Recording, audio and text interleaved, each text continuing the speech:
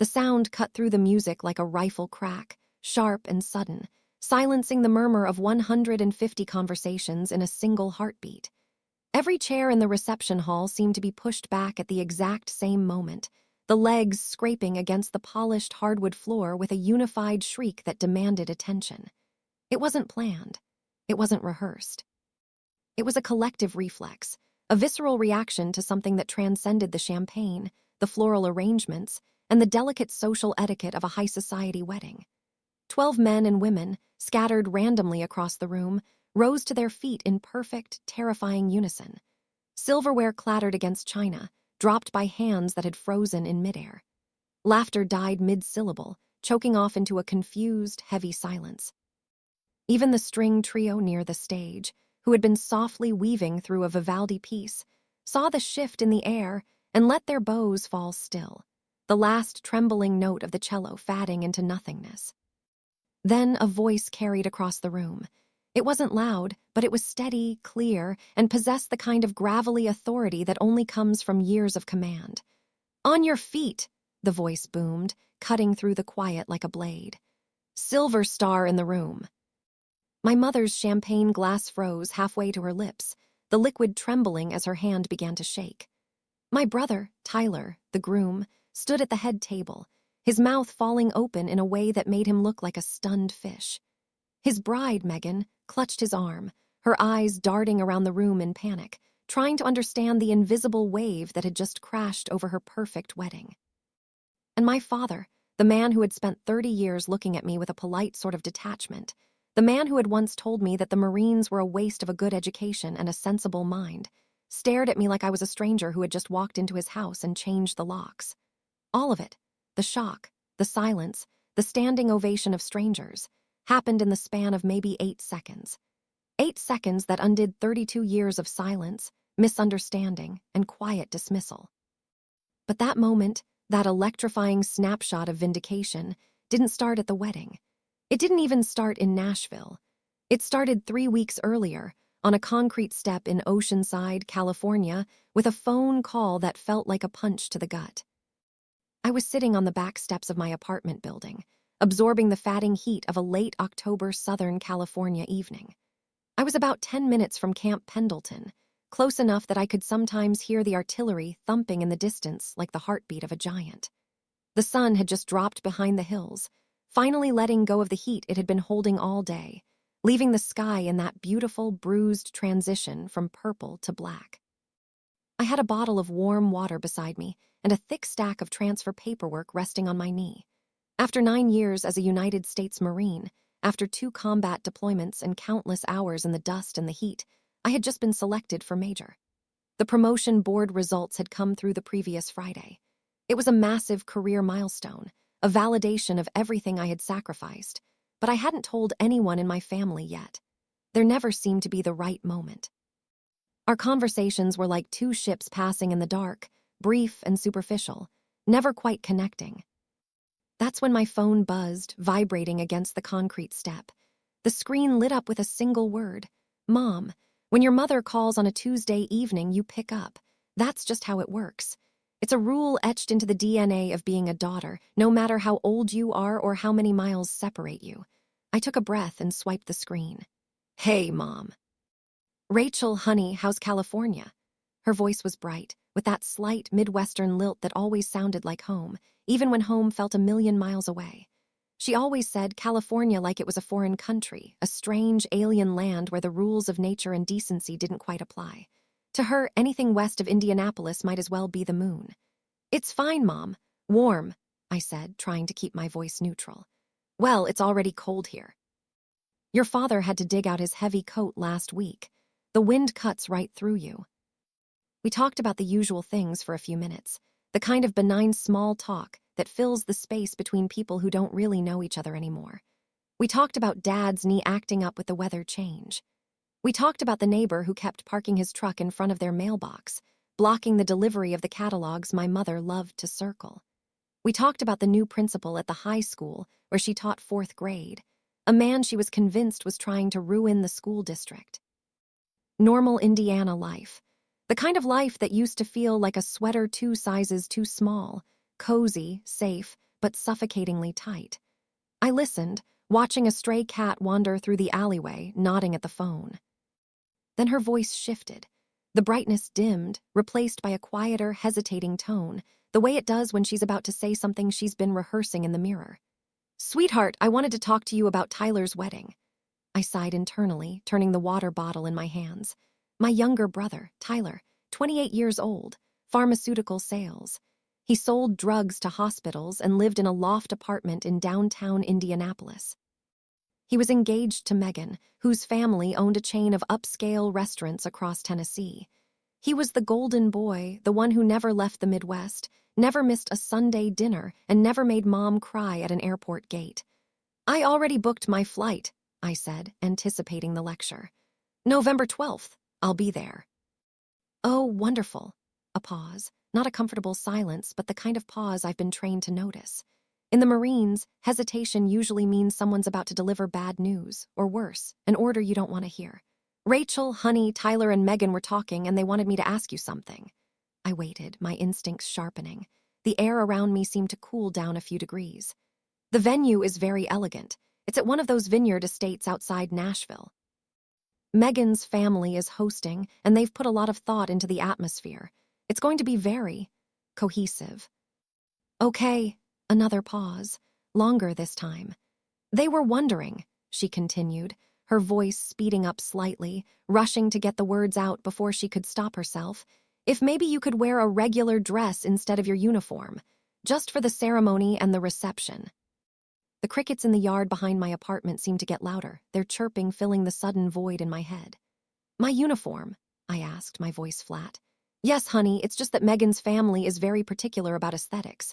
You know how weddings are these days, everything has to match. The colors, the outfits, the table settings. And a military uniform might feel a little out of place.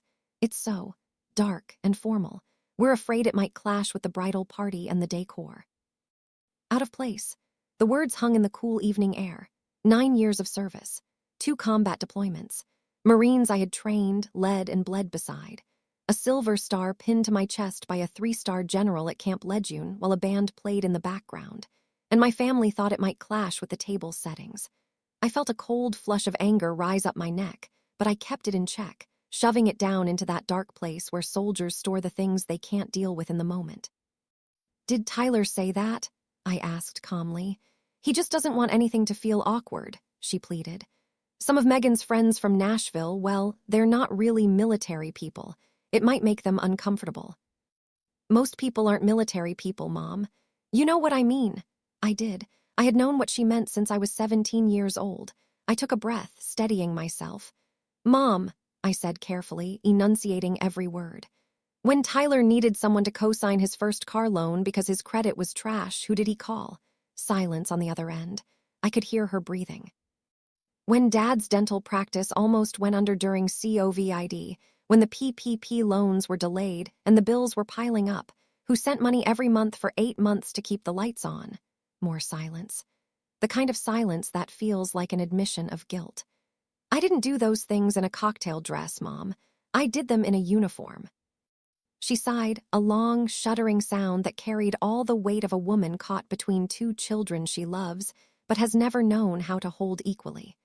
"Rachel, people around here just don't understand the military life. It scares them. It reminds them of things on the news." "I know, Mom, we're proud of you." She said it the way people say, "drive safe." Automatic, reflexive, not untrue but not full. It was an empty phrase, a placeholder for actual understanding. We talked for a few more minutes about the weather and my flight. Then she said goodbye and told me she loved me. I said it back, the words feeling like ash in my mouth. When the call ended, I sat there on those steps for a long time, watching the last edge of sunlight disappear behind the California hills. I felt a deep, aching loneliness that had nothing to do with being single or living alone. It was the loneliness of being unseen. I stood up finally, my joints stiff, and walked inside. I went to the hall closet, opened the door, and unzipped the garment bag that hung there in the dark. My Marine Corps dress blues hung there exactly the way I'd left them. Pressed. Perfect. Dark blue coat with the red piping, the rows of ribbons arranged in precise order of precedence, and pinned just above the top row. a single medal that most civilians would never recognize but every service member would spot from across a room. The Silver Star. I touched the ribbon gently, the fabric smooth under my fingertip. Then I smiled, a small, cold smile that didn't reach my eyes. Guess you're coming to Nashville. I wasn't always Captain Coleman. For most of my life, I was just Rachel, the weird Coleman kid who didn't want the life everyone expected. I grew up in a small town about 40 minutes south of Indianapolis. Flatland, cornfields, Friday night football games that were treated like religious services. My father ran a dental practice on Main Street. My mother taught elementary school down the road. We were the Colemans, a nice, normal, Midwestern family. We went to church on Sundays. We mowed our lawn on Saturdays. We were perfect, except for me. While Tyler went to dances and house parties, smelling of beer and cologne, I ran cross-country by myself at 5:00 in the morning, the fog clinging to the fields, my lungs burning in the cold air. While he talked about business school and frat parties, I checked out library books about military history, reading about Patton and Rommel, about the tactics of ancient Greece and the jungles of Vietnam. While he charmed every teacher in the building with his easy grin, I sat in the back row, sketching maps of famous battles in the margins of my notebook, planning imaginary wars. My parents didn't know what to make of me. One evening when I was 16, my father found me doing pull-ups on a bar I'd bolted to the garage door frame.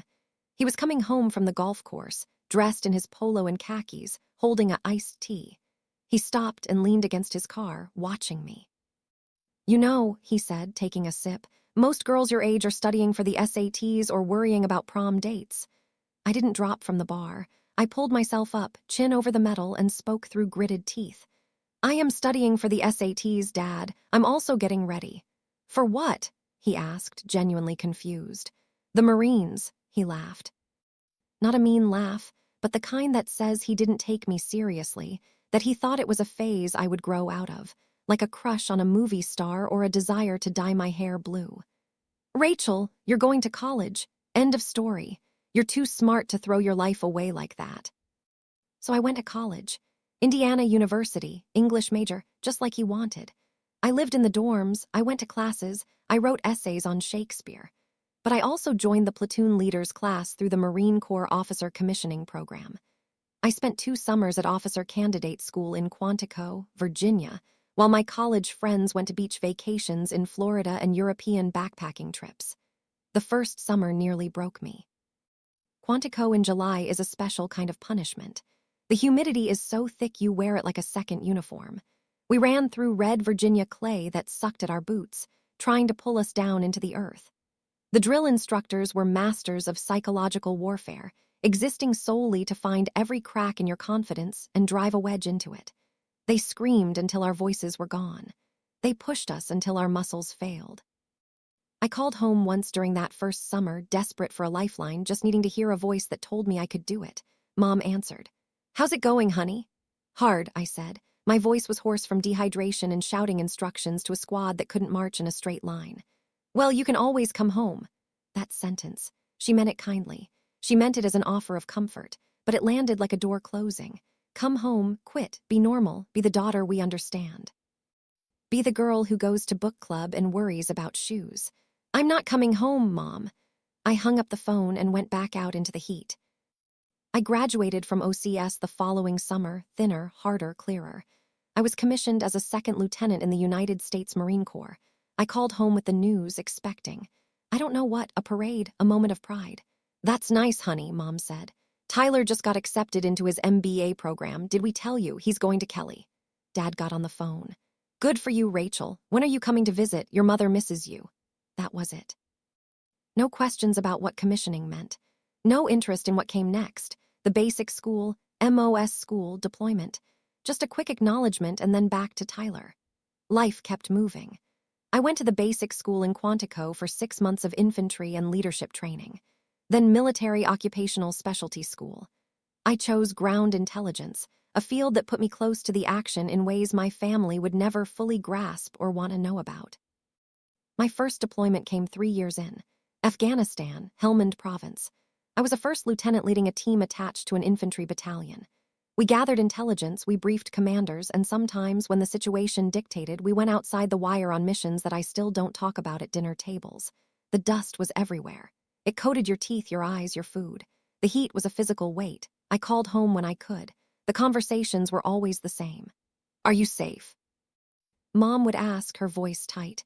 "Yes, Mom, we have good security." "When are you coming home?" "I don't know yet, maybe in the spring." "Tyler just got promoted at work. He's managing a region now." "That's great, Mom. Tell him congrats." She never asked what I was doing there. Never asked what intelligence work meant, what the days looked like, whether I was scared. I think she was afraid to know.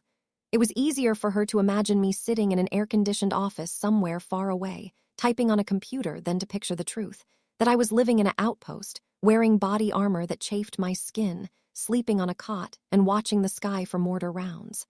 My second deployment came 2 years later. This time, I was a captain leading a larger detachment supporting operations in a particularly hostile district. It was during this deployment that everything changed.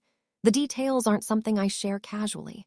They belong to the Marines who were there, to the families of the men who didn't make it back. What I can say is this: a patrol was ambushed. Communications went down in the chaos of the firefight. I made a decision that put me directly in the line of fire to recover a wounded Marine and coordinate a response that prevented the situation from getting far worse. For 40 minutes, it was just noise and dust and fear. 3 Marines went home to their families because of the choices made in those 40 minutes. 6 months later, back in the States, I stood in a formation at Camp Lejeune while a lieutenant general pinned the silver star to my chest. The metal felt heavy, like it was pulling the fabric of my uniform toward the ground. I called home that evening. I sat on my bunk looking at the medal on my dresser. "Mom, I received an award today." "Oh, that's wonderful, honey. What kind?" "A citation." "The Silver Star. It's for valor in combat. It's the 3rd highest award for valor." A long pause. I could hear the TV on in the background. "Well, that sounds very important. Your father and I are proud of you."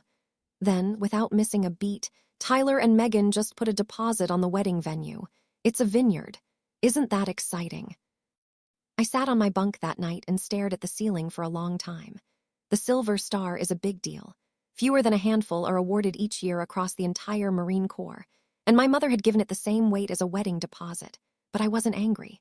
I'd stopped expecting them to understand years ago. Some people see the world through the lens of their own experience. My parents' world was school events, dental appointments, and family dinners. Mine was something else entirely. Neither world was wrong. They just never learned to see mine. Morning of Tyler's wedding started with Tennessee sunlight cutting through the curtains of a hotel room in Nashville. I lay there for a minute, listening to the traffic on the road outside and the faint sound of a TV in the next room. It was the kind of morning that should have felt simple and happy. My brother was getting married. Family was gathering. But the knot in my stomach told a different story. I got up, showered, made coffee with the little machine on the desk, and then stood in front of the closet. The garment bag hung exactly where I'd placed it the night before. You need to understand something about a Marine's dress blue uniform. It isn't clothing. It's a statement. Every ribbon tells a story. Every crease carries meaning. The eagle, globe, and anchor on the collar represents a commitment that most people will never fully comprehend. And when you've earned the right to wear something like the Silver Star, that uniform becomes a living record of the hardest moments of your life and the people you carried through them. I unzipped the bag slowly. Dark blue fabric caught the morning light, red piping along the edges, rows of ribbons in precise order. And there, sitting just above the others, the Silver Star with its pale blue ribbon and small bronze star at the center. I got dressed carefully, checked every detail in the mirror. Ribbons aligned, collar straight, hair pinned in a neat bun at the base of my neck, regulation tight, white gloves folded in my left hand, cover tucked under my arm. "All right, Captain," I said to my reflection. "Let's go to a wedding." The venue was a vineyard estate about 25 minutes east of Nashville. Rolling hills covered in rows of grapevines turning gold with autumn. A long stone driveway lined with oak trees led to a main building with tall windows and an open terrace overlooking the valley. White flowers everywhere. Candles in glass jars. The kind of wedding that costs more than most people make in a year. I parked near the back of the lot and sat in the car for a moment. Not nervous, just aware. When I stepped out and started walking toward the entrance, I could already feel it. The looks. A woman in a pastel dress glanced at me, then whispered to her husband. Two older men near the entrance stopped talking and watched me pass. A marine dress blue uniform does that. It enters a room before you do. It commands a space. Inside, about 150 guests filled the reception hall. Soft music, wine being poured, laughter drifting between tables. I scanned the room and spotted my mother near the gift table talking to Megan's parents. She saw me and her face went through 3 expressions in 2 seconds. Surprise, recognition, panic. She walked over quickly, her heels clicking on the floor. "Rachel, you wore it." "Hi, Mom." Her eyes darted around the room. "People are staring." They tend to. "Tyler is going to be upset." "Tyler will be fine." She opened her mouth to say something else, to plead with me again, but then Tyler appeared. Suit perfectly tailored, hair freshly cut, looking every bit the golden boy about to marry into money. "Ratch," his voice was tight. "We talked about this." "No, Mom talked about this. You didn't have the guts to call me yourself. This is Megan's day. You're making a scene." I looked around the room calmly. "I'm standing still, Tyler. The scene is making itself." He clenched his jaw. He looked angry but also small. Before he could respond, something shifted in the room. At a table near the far wall, a man in a gray suit pushed his chair back and stood up. He was maybe 50, silver hair cut close. The kind of posture that never leaves a person who has served. He was looking directly at my chest, not at me, at the ribbon. Then another man stood, younger, broad-shouldered, dark suit. Then a woman 2 tables over, early 40s, simple black dress. Same razor-straight posture. Then another and another. 12 people scattered across the reception hall rose to their feet. Some I had never seen before. Some might have been friends of Megan's family.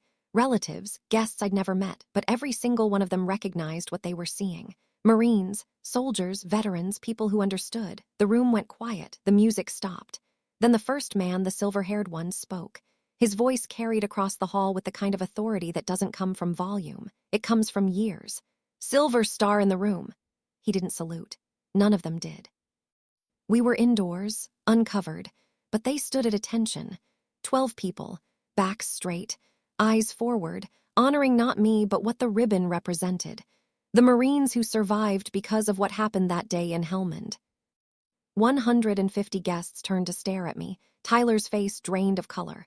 My mother pressed her hand over her mouth. My father, sitting at a table near the front, slowly set down his fork and stared at me like he was seeing me for the very first time. 8 seconds, maybe 10. I gave a small nod to the standing veterans. "Thank you, please sit." They sat. The music resumed. Conversation slowly restarted, but the room had changed.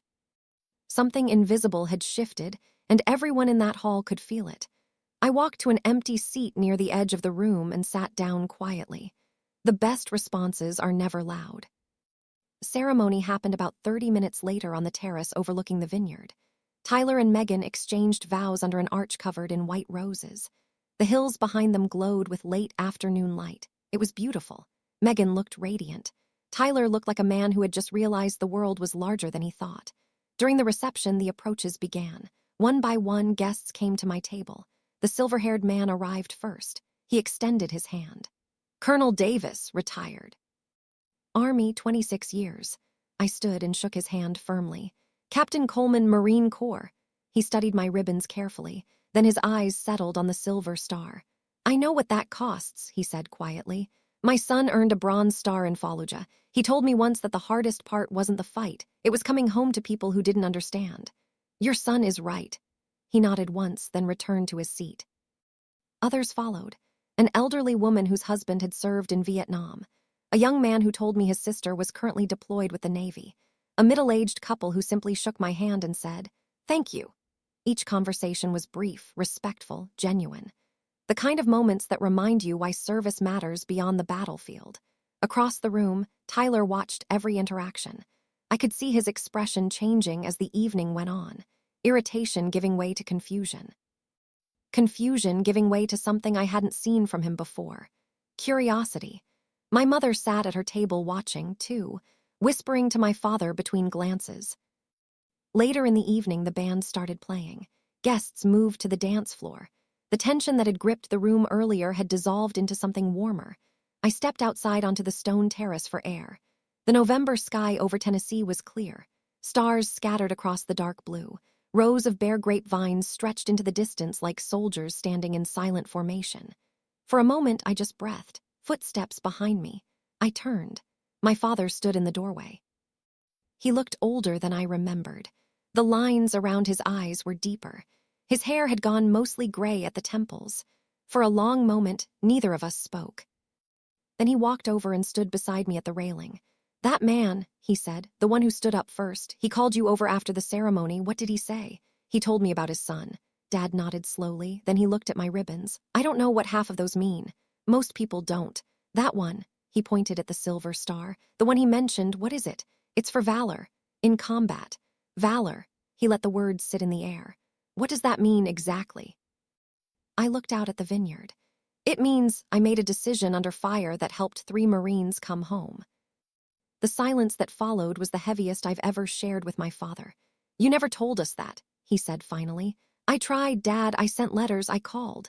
He rubbed the back of his neck, a gesture I've seen him make 1,000 times when he doesn't know what to say. "I guess we weren't listening." "No, you weren't." He leaned both hands on the railing and stared out at the dark hills. "When you joined the Marines, I thought you were throwing away your potential." "I know." "I kept waiting for you to come back and do something sensible." "This is sensible, Dad. It's just not what you imagined."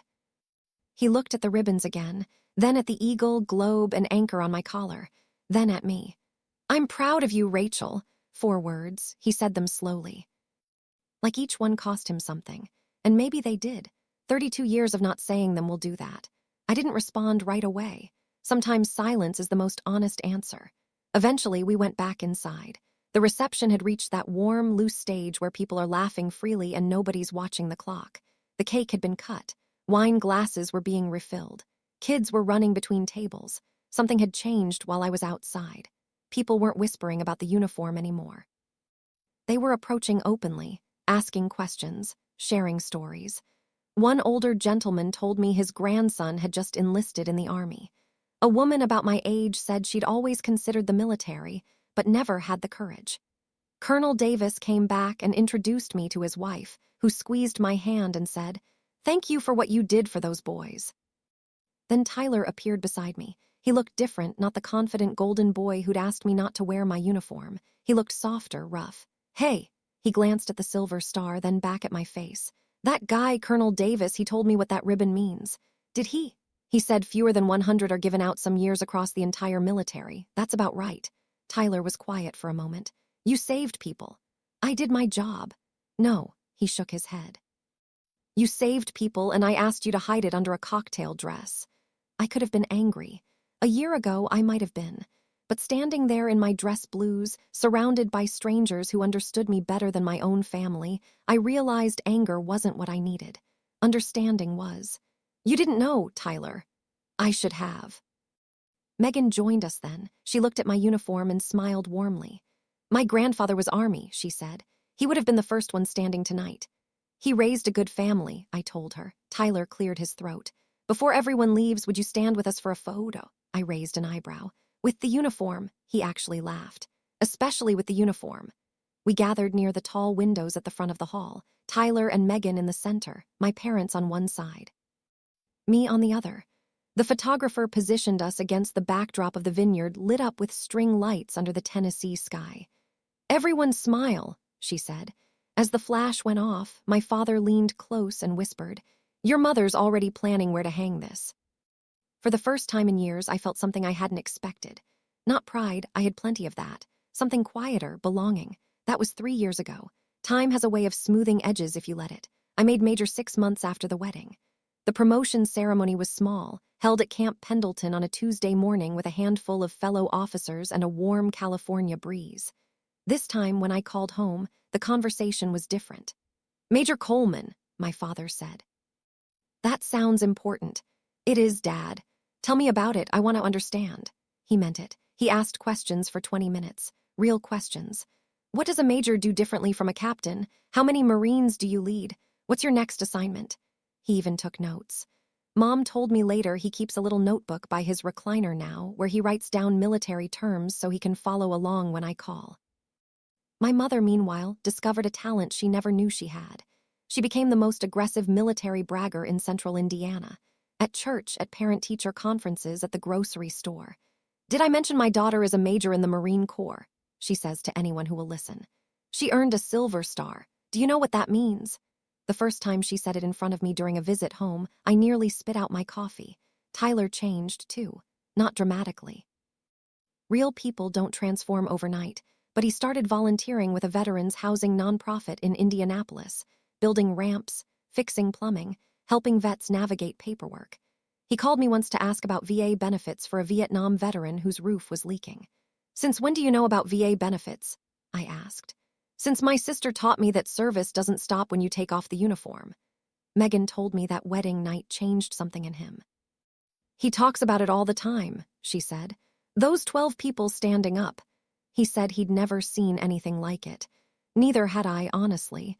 But Marines have a way of showing up where you least expect them. These days, when I visit my parents' house in Indiana, there's a photograph hanging above the fireplace in the living room. Tyler and Megan in the center, smiling. My parents beside them, and there I am, standing straight in my Marine Corps dress blues, rows of ribbons on my chest, the Silver Star catching the light. My father told me last Christmas that it's the first thing visitors notice. "Every time someone asks about it," he said, "your mother tells them the whole story, the whole thing, start to finish." "Takes her about 20 minutes, I laughed. "She never asked me about any of it until the wedding." He nodded slowly. "I know, that's our fault." Then he said something that surprised me. "But we're listening now, and I think that counts for something." It does. For a long time, I thought respect had to be earned through achievements alone, that if I just climbed high enough, my family would finally look up. But life teaches you something different. The real shift doesn't come from rank or medals. It comes from the moment someone stops long enough to truly see you. That wedding didn't humiliate anyone. It simply made the invisible visible. It gave my family a window into a world they'd spent years choosing not to look through. And once they looked, they couldn't unsee it. Service is never something to hide, not at a wedding, not at a dinner table, not anywhere. Every ribbon on a uniform represents a choice someone made to stand between their country and danger. That choice deserves to be seen. If this story reminded you of someone in your life, someone whose path you maybe haven't fully understood, take a moment today and ask them about it. Not a polite, surface-level question, a real one. You might be surprised by what you learn. And if stories like this one mean something to you, stories about service, family, and the long walk toward understanding, I hope you'll stick around. Share this with someone who needs to hear it, and I'll see you in the next one. Because every life holds a story worth telling, and sometimes the quietest moments are the ones that change everything.